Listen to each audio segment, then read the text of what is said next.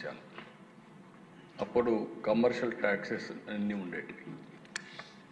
ఆ తర్వాత 94లో నేను ఫైనాన్స్ మినిస్టర్ అయినప్పుడు ఫస్ట్ టైం కొత్తగా యూరోప్ అంతా కూడా కామన్ కరెన్సీ వ్యాట్ ఒకటి వచ్చింది.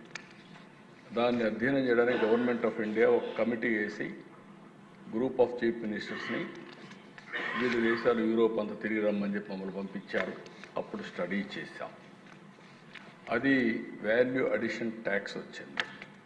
ఒకప్పుడు ట్యాక్స్ ఏ విధంగా ఉండేదంటే ఒక్కోసారి వేరే రాష్ట్రాల నుంచి వస్తువులు కానీ మన ఇంపార్టెంట్ ప్లేస్కి వస్తే ఎంట్రీ ట్యాక్స్ కూడా వేసేవాళ్ళం.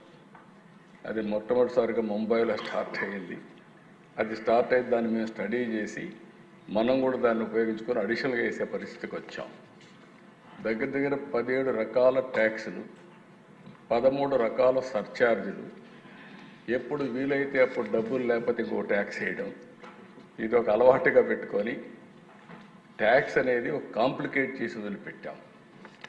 మొట్టమొదటిసారిగా 2000లో వాజ్పేయి గారు ప్రధానమంత్రిగా ఉన్నప్పుడు జిఎస్టీ తీసుకురావాలని ఆలోచన చేశారు. ఆ తర్వాత వచ్చిన గవర్నమెంట్ ఏం పట్టించుకోకపోతే మొట్టమొదటిసారిగా నరేంద్ర మోడీ గారు ప్రధానమంత్రి అయిన తర్వాత ఇప్పటికి కూడా జ్ఞాపకం, ఆ రోజు అరుణ్ జైట్లీ గారు ఫైనాన్స్ మినిస్టర్. ఆయన అందరితో మాట్లాడి అవసరమైతే మీకు నష్టం వస్తే నష్టం కూడా మేము భర్తీ చేస్తామని చెప్పి కన్విన్స్ చేసి మొట్టమొదటిసారిగా జిఎస్టీ తీసుకొచ్చారు. ఆ జిఎస్టీ వచ్చిన తర్వాత దిశ ఒక గేమ్ చేంజర్గా తయారైంది. అవన్నీ నేను చూపిస్తాను. ఈరోజు నెక్స్ట్ రిఫార్మ్ జిఎస్టీ రెండో రిఫార్మ్ తీసుకొచ్చారు. ఇది మీరు ఒకసారి చూస్తే నాకు ఏమాత్రం అనుమానం లేదు. నేను ఎప్పుడు కూడా దిశ రిఫార్మ్ అంటే నేను ముందుంటాను. అది నా జీవితంలో ఇప్పుడే కాదు, మొట్టమొదటి ఒక ఆర్థిక సంస్కరణలన్నా, ట్యాక్స్ రిఫార్మ్స్ అన్నా, టెక్నాలజీ రిఫార్మ్స్ అన్నా నేను ముందుంటాను. చాలాసార్లు ఒక విషయం చెప్పాను, మనందరం గుర్తుపెట్టుకోవాల్సింది, అభివృద్ధి జరిగితే సంపద సృష్టించబడుతుంది. సంపద సృష్టిస్తే ప్రభుత్వానికి ఆదాయం వస్తుంది. ఆదాయం వస్తే ఆ ఆదాయంతో సంక్షేమం మళ్ళీ అభివృద్ధి చేయడానికి అవకాశాలు వస్తాయి. మొన్న ఢిల్లీ మీటింగ్లో కూడా నేను చాలా స్పష్టంగా చెప్పాను, ఎవరైతే సంపద సృష్టించలేరో వాళ్లకు సంక్షేమం ఇచ్చే అధికారం కూడా లేదు. అప్పులు చేసి సంక్షేమ కార్యక్రమాలు ఇస్తే అది సస్టైనబుల్ కాదనేది నా ప్రగాఢమైన నమ్మకం. నా సుదీర్ఘ రాజకీయంలో ఇదే ప్రాక్టీస్ చేశాను. అందుకే ఈ రిఫార్మ్ వస్తే మా ఫైనాన్స్ మినిస్టర్ గారు, మా ఫైనాన్స్ సెక్రటరీ గారు అందరూ వచ్చి, సార్ మనకు నష్టం వచ్చేస్తుంది, చాలా ఇబ్బందులు వస్తాయి, ఆర్థికంగా ఇబ్బందులు పడతామంటే, ఆర్థిక ఇబ్బందుల తర్వాత ఫస్ట్ దేశం రాష్ట్రం ముఖ్యం. మనం అంతా కూడా లాంగ్ టర్మ్ రిఫార్మ్ చూడాలి. It will be A game changer, don't object, first మీరు వెళ్ళి సపోర్ట్ చేయమని చెప్పిన వ్యక్తి నేనని చెప్పి కూడా నేను తెలియజేస్తున్నా. ఆ పని చేశాను. అయితే దిశ దీంట్లో సైలెంట్ ఫీచర్స్ ఒకసారి చూస్తే మనం నెక్స్ట్ ఈరోజు వచ్చిందంతా కూడా, ఇంత మునుపంతా కూడా ఒక కాంప్లెక్స్ కానీ 4 టైర్ సిస్టమ్ ఉండేది.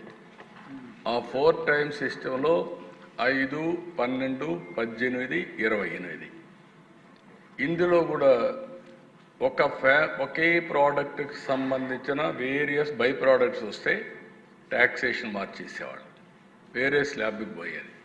దానివల్ల ఎక్కడికక్కడ కాంప్లికేట్ చేసి లేనిపోని సమస్యలు ట్యాక్స్ పే చేయడం కానీ, అధికారులు వీళ్ళని ఎరాస్ చేయడం కానీ, ఇలాంటి కాంప్లికేషన్స్ అన్నీ ఉండేటివి. ఈరోజు చాలా సింపుల్గా 5 టైర్ స్ట్రక్చర్ని 2 స్లాబ్లు 5, 18 దీనివల్ల 140 కోట్ల మందికి నాకు ఏమాత్రం అనుమానం లేదు, ప్రతి ఒక్కరికి లాభం కలుగుతుందని మరొక్కసారి గంటాపదంగానే మీ అందరికీ విజ్ఞప్తి చేస్తున్నాను. నెక్స్ట్ ఈరోజు ఇక్కడ చూసినప్పుడు కేంద్రం దివాళీ బోనస్ కింద చెప్పారు, కానీ మనందరికీ పండుగలు దసరాతో స్టార్ట్ అవుతాయి. 22 అమలవుతుంది. దసరా నుంచి మనకి దీపావళి వస్తుంది. దీపావళి తర్వాత సంక్రాంతి వస్తుంది. ఈసారి అన్ని పండుగలు ఘనంగా జరుపుకునే అవకాశం వస్తుంది. నిజమైన స్ఫూర్తితో పండుగలు చేసుకోవడానికి పేదవాడికి అవకాశం వస్తుంది. దిశ నేను ఎప్పుడు చెప్పేవాడిని, సంక్రాంతికి ఒకసారి కానుక కూడా ఇచ్చాం, పేదవాళ్ళు పండుగ చేసుకోలేరని. ఈరోజు ఈ యొక్క రిఫార్మ్ వల్ల 99% ఎవరైతే 12% ఓల్డ్ స్లాబ్ రేట్ ఉన్నారో వాళ్ళకందరికీ 0%కి వచ్చేస్తున్నారు. ఇంకొక పక్క 90% గూడ్స్ 28% నుంచి 18%, 5%కి వస్తున్నాయి. ఈ విధంగా గణనీయమైనటువంటి ట్యాక్స్ రిడక్షన్ వస్తుంది. ఈ విషయం మనందరం గుర్తుపెట్టుకోవాల్సిన అవసరం ఉంది. నెక్స్ట్, ఈరోజు ఇక్కడ దశ ఓసారి మనందరం చూస్తే కొంతమంది బోల్డ్ రిఫార్మ్స్ చేయగలుగుతారు. బోల్డ్ రిఫార్మ్స్ చేసిన వ్యక్తి నరేంద్ర మోడీ గారు. ఆయన ముఖ్యమంత్రిగా ఉన్నప్పుడు నేను చూశాను, ఆయన ప్రధానమంత్రిగా ఉన్నప్పుడు చూశాను. 2 సార్లు కూడా ఏదొచ్చినా కూడా అనునిత్యం ఆలోచిస్తారు. నూతనత్వం ఉండాలి, రిఫార్మ్ ఉండాలి, ప్రజలకు ఉపయోగపడే మంచి కార్యక్రమం ఏం చెప్పినా ఇమీడియట్గా యాక్సెప్ట్ చేసే వ్యక్తి. అందుకే 11 సంవత్సరాల్లో ఆయన చేసిన నిర్ణయాలు మీరు చూస్తే